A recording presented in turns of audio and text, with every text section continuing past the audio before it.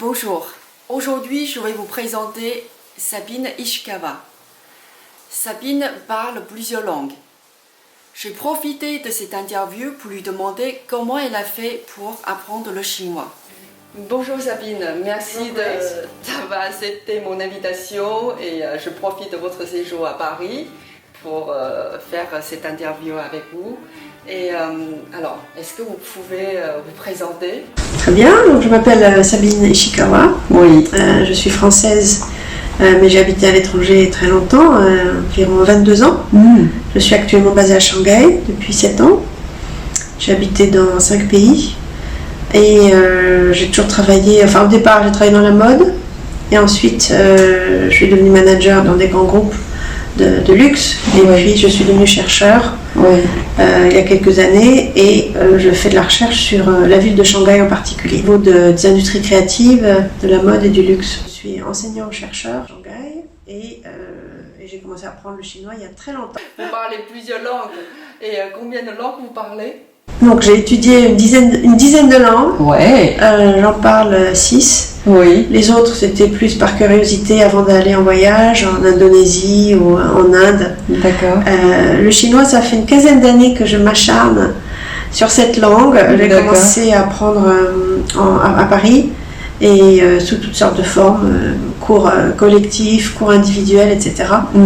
Là, je continue à prendre des cours, mais mon niveau n'est pas du tout celui que j'aimerais avoir. Et comment ça s'est passé au début de votre apprentissage chinois? Donc au début, je crois que c'était 2003, je commençais à m'intéresser à la langue, au pays, et j'ai pris des cours dans des associations locales. Ensuite au centre culturel chinois de la Tour Maubourg, en cours du soir. Ensuite, quand je suis partie à Shanghai, j'ai commencé à y aller en 2005 et puis je me suis installée en 2012. Et là, en 2012, je me suis inscrite à l'université, dans une université de Shanghai et j'ai pris des cours pendant 2 ans, des cours en groupe. Au bout de 2 ans, j'arrivais toujours pas à parler.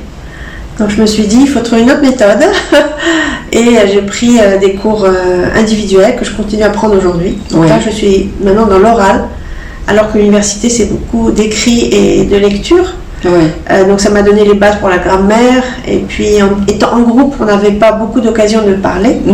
Et donc je me dis qu'aujourd'hui l'idéal ce serait d'avoir des cours en groupe et individuels si possible. Et aussi étudier avec des gens de son propre pays, c'est intéressant parce que les professeurs chinois ne comprennent pas toujours nos difficultés liées à notre langue d'origine. Et donc étudier avec un ou une française qui est passée par là, qui connaît les obstacles, peut aussi aider. Donc pour moi l'idéal c'est d'avoir un professeur chinois et français, des cours individuels et en groupe. Voilà. Après des années d'expérience, c'est ma conclusion. Et puis après, c'est beaucoup de travail individuel, enfin soi-même, lire, pratiquer, faire les exercices. C'est une langue qui demande beaucoup d'investissement. Je sais que vous êtes responsable de formation dans une école de commerce à Shanghai. Et les élèves, quand ils arrivent à l'école, ils ne parlent pas tous le chinois. La plupart n'ont jamais fait de chinois, mais ils ont tous des cours, donc minimum de 45 heures. 45 heures sur un semestre, ce qui n'est pas beaucoup. Certains ont 90 heures. Donc en 45 heures, on peut passer le HSK 1. 90 heures, donc s'ils ont 6 heures de cours par semaine, ils passent le 2 normalement. Et ensuite, le niveau 3, 4 jusqu'à 6, ça demande beaucoup de temps. Donc on a très peu d'étudiants qui sont au-dessus du 3, très peu. Donc les gens qui veulent étudier vraiment la langue vont faire 1 an à l'université, que ce soit à Pékin ou Shanghai, ils passent 1 an, ils ont 3 heures, voire 6 heures de cours par jour. Voilà.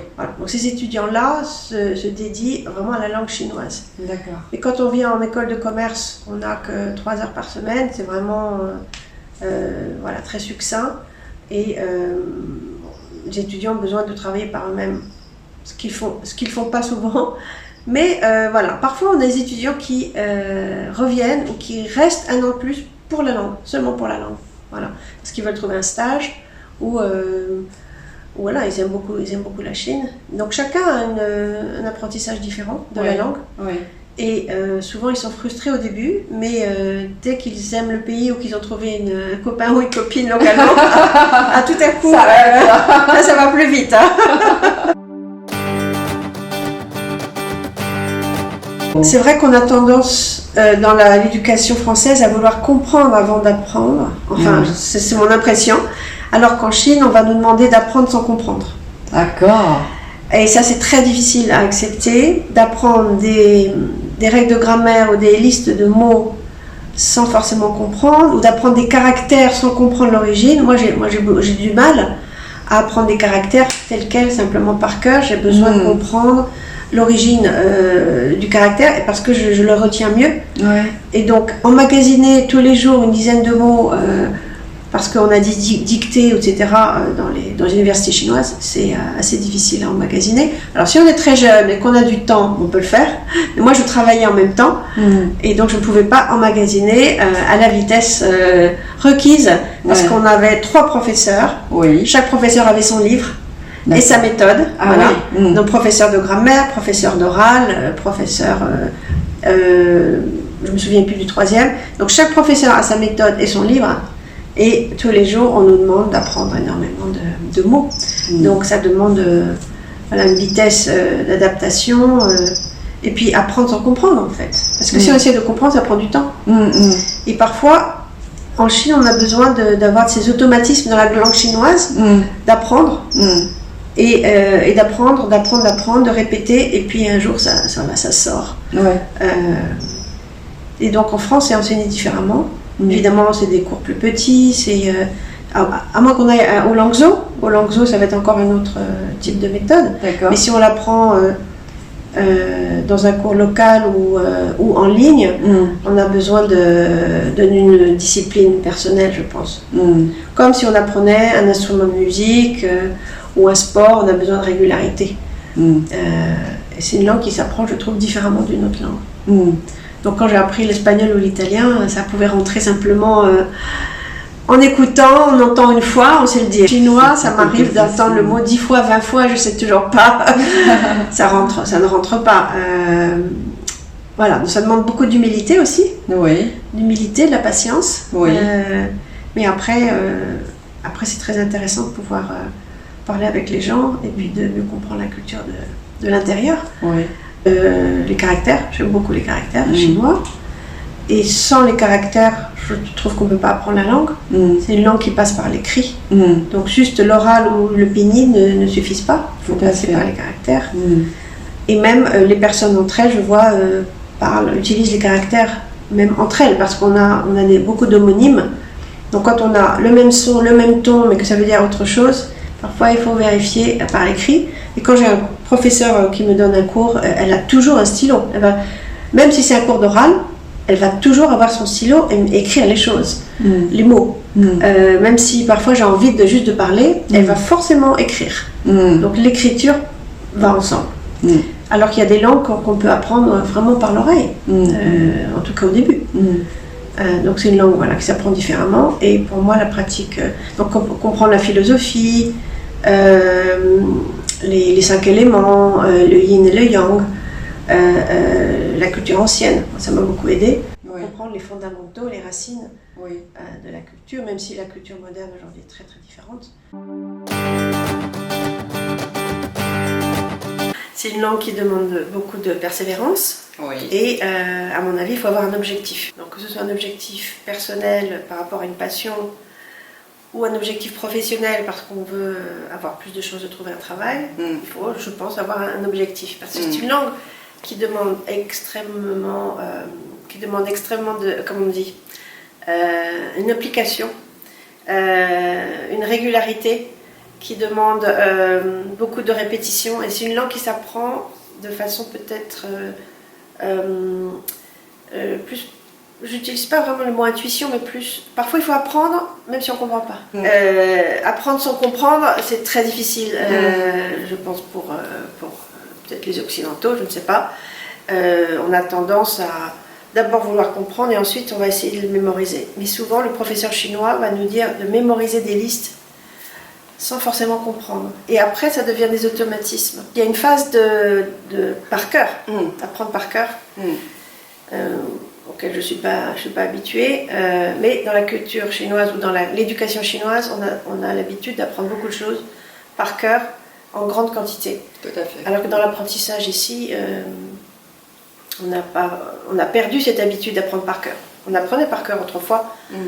Quand j'étais petite, il y avait beaucoup de choses à apprendre par cœur. Aujourd'hui, il y a très peu de par cœur et surtout pas de grande quantité de mots qu'on ne comprend pas. Donc ça demande beaucoup de régularité, ça demande un objectif et puis la pratique, beaucoup de pratique. Donc quand on est en France, on a du mal à trouver des lieux où pratiquer. Oui, il faut pratiquer l'oral. Pratiquer l'oral, écouter des cassettes et puis beaucoup d'exercices à l'écrit. Oui. Pour moi, c'est une langue qui s'apprend par l'écrit. On ne peut pas l'apprendre juste à l'oral. Certaines langues, on peut apprendre. Je sais pas, j'ai appris l'espagnol et l'italien beaucoup avec mon oreille, alors que le chinois et le japonais, on apprend en écrivant. Et peut-être même encore plus le chinois que le japonais passe par l'écrit, parce qu'il y a beaucoup d'homonymes. Donc les mêmes sons qui vont avoir des sens différents. Donc c'est une langue qui s'apprend par l'écrit. Donc je pense que le pinyin est vraiment juste la base, mais il faut tout de suite passer au caractère. Et ne pas avoir peur des caractères, parce que ces caractères permettent de comprendre le sens. Finalement, même de plus en plus, quand j'apprends le chinois, j'ai besoin de demander aux personnes comment ça s'écrit. Donc moi-même, j'ai ce besoin. Et quand je vois de quel caractère il s'agit, je comprends mieux. Donc je pense que c'est une langue qui demande un effort, mais qui est tellement riche et qui a une telle profondeur. Ouais. Et beaucoup de subtilité. Donc c'est une langue absolument fascinante. Voilà, mais qui demande plus de temps que d'autres. Je pense que c'est un pays qu'on doit visiter et puis sortir des clichés, et sortir des médias, de ce que véhiculent les médias. Il faut aller voir par soi-même. Et quand j'étais en France autrefois, que je donnais des cours sur le Japon et la Chine, je disais toujours d'aller voir. Allez voir et ensuite vous vous ferez une opinion. Et c'est pour ça que je suis partie en 2005, parce qu'il y avait beaucoup d'opinions dans les médias, mais pas forcément positives. Et je voulais aller voir par moi-même et me faire ma propre opinion. Et donc voilà, heureusement que j'y suis allée, parce que ça m'a amenée à la recherche, à mon doctorat, et aujourd'hui à cette recherche sur la créativité. Créativité en Chine, sur les industries créatives. Et je pense que dans les prochaines années, il va falloir bien suivre et anticiper ce qui va sortir de Chine. Je pense qu'il y aura de nouveaux concepts, de nouvelles marques, surtout créées par la jeune génération. Et qu'il va falloir bien anticiper tout ça. Ça va déferler dans le monde. C'est aussi un challenge pour les marques françaises. Absolument. Comment entrer dans ce marché et comment rester sur ce marché. Et surtout, il faut suivre les jeunes. La jeune génération. C'est eux qui consomment aujourd'hui. C'est eux qui consomment et c'est eux qui vont créer. Donc l'influence de la Chine en Asie et dans le monde a été très importante, mais surtout au niveau de la philosophie, de l'esthétique. Et j'adore aller dans les musées, mais les vieux musées. Les vieux musées, donc, pour essayer de comprendre, voir les matériaux, les porcelaines, l'esthétique dans les tableaux, ça m'inspire beaucoup. Et après, j'aime aussi la culture récente de Shanghai, là, où le dynamisme de la jeune génération qui est aussi en train de créer une autre culture qui, à mon avis, va être influente plus tard. Mais là c'est un peu c'est en émergence. Donc la jeune culture, les jeunes marques, c'est aussi ça mon sujet de recherche, c'est comprendre ce qui se passe, quel est l'environnement propice à la créativité, au lancement de nouveaux concepts et de marques, et qu'est-ce que les jeunes pensent, les jeunes qui vont créer la société de demain. Donc, je fais beaucoup d'entretiens. Des entretiens autour des marques, autour de la créativité, autour du luxe, le luxe chinois, qu'est-ce que ça veut dire, comment ça va se développer, tout ça c'est intéressant pour plus tard. Alors, si c'est pas tout de suite, ce sera dans 10 ans, mais je pense que ces marques et ces concepts vont s'étendre dans le monde. Donc, beaucoup de groupes chinois achètent des marques existantes, des marques étrangères, mais petit à petit, elles vont créer leur propre marque. S'il y a un travail vraiment sur sur les codes culturels, sur l'identité chinoise, qui puissent parler à des gens d'autres pays. Créer des marques, non pas de technologie seulement, mais des marques qui puissent faire vibrer et créer de l'émotion dans d'autres pays. Ça, pour moi, c'est un processus très long. Et moi, j'étais intéressée par le Japon d'abord, et j'étais très inspirée par le Japon, par les marques chinoises, par marques japonaises, l'art japonais, la philosophie japonaise. Et donc, dans ma recherche, j'ai aussi comparé comment ces deux pays se sont développés, quel est leur rapport à l'Occident, et comment ces pays ont créé des concepts nouveaux qui peuvent ensuite influencer le monde. Voilà. Donc, ma recherche est sur ce genre de comparaison. Et voilà, sur l'Asie. Shanghai, c'est une ville extrêmement agréable à vivre.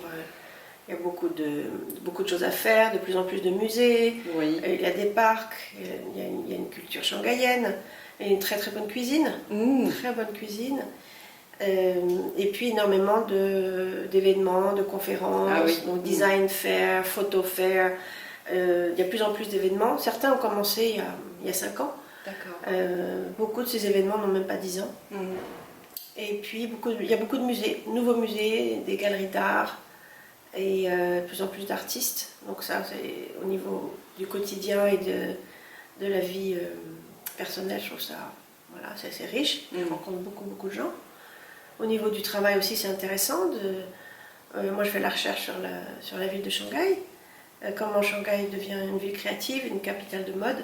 D'accord. Donc, j'interviewe beaucoup de gens de plusieurs métiers, et j'essaye de comprendre comment la ville se transforme et comment elle pourrait devenir peut-être une ville influente. Parce qu'autrefois, dans les années 1920-1930, il y avait un style, le Hai-Pai. Il y avait un style shanghaïen au niveau du design graphique, au niveau même de la mode,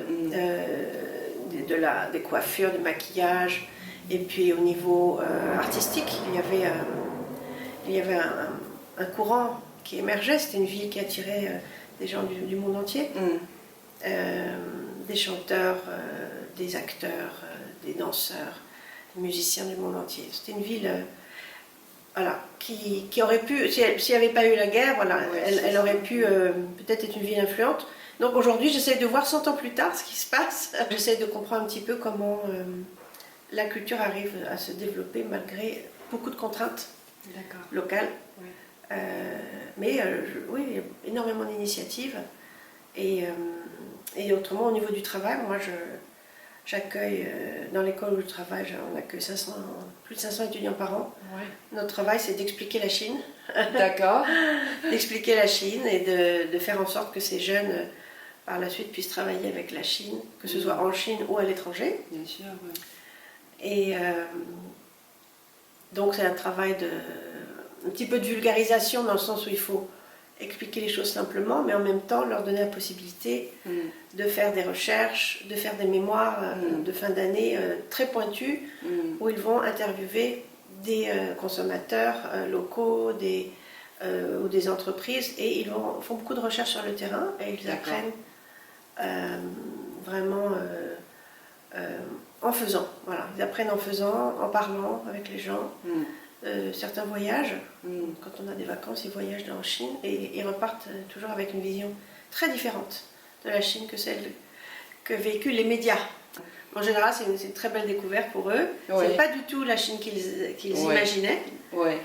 Shanghai les fascine, c'est gigantesque. Toutes les grandes villes, quand elles ont un centre culturel, ce sont des lieux de pèlerinage. Et puis ensuite, ils voyagent dans les montagnes, ils voyagent parfois 1 jour, 2 jours en train pour visiter ce pays gigantesque. Voilà, donc moi je pense que pour ceux qui peuvent se le permettre, je les invite à venir voir la Chine de près. Merci beaucoup Sabine d'avoir partagé toutes ces informations intéressantes. Et merci beaucoup, et je vous dis à très bientôt. À bientôt. Au revoir.